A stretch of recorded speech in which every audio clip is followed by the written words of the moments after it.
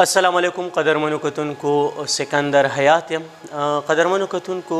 که وګورو که یو طرف ته سوشل میډیا له وجې نه زموږ ژوند کې بدلون راغلی دی او موږ ډېر زر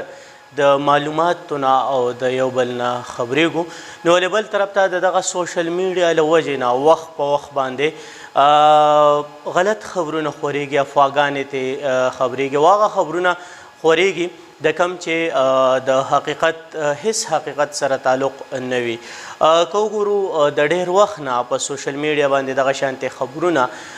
خورېږي او هم د دغه سوشل میډیا د خبرونو له وجې نه بعضې خبرونه دومره وایرل شي چې په هغې باندې ډېر پوه خلک هم ډېر زر چې دی نو په هغې باندې دوکه شي او یقین پرې وکړي تیره شپه د پښتو ژبې د فلمونو یو نامتو اداکار جهانګیر خان چې دی د هغوی یو خبر خور شوی په سوشل میډیا باندې چې هغوی وفات شو په کم باندې چې د جهانګیر خان کم مینوال دی نو هغوی د خفګان او د افسوس اظهار هم وکړو او څه وخته پورې ډېرو خو صحافیانو چې دی نو هم دغه خبر هغه خور کړی و هغه شیر کړی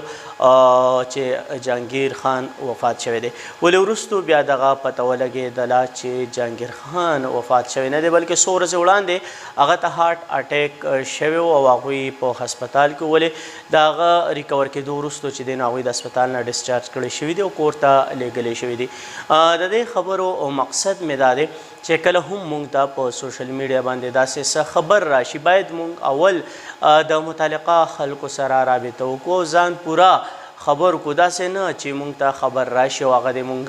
دړادړ چې دی نو هغه د شیر کوو په پټو سترګو باندې ځکه چې سوشل میډیا د معلوماتو مستند ذریعه بالکل نه ده نن سبا هر سړي ځان له پیج جوړ کړی دی د هر سړي چې دی نو په لکونو باندې فالوورز دی پیج لایکس دی او هم په دغه وجه باندې وړوکې شانتې خبر چې دی نو په منټونو بلکې په سیکنډونو کې په ټوله دنیا کې خورېږي نو کله هم چې داسې خبر راځي نو د هغې پوره تحقیق پکار دی جهانګیر خان اوس هم ژوندی دی او څومره پورې معلومات مونږ ترلاسه کړي دي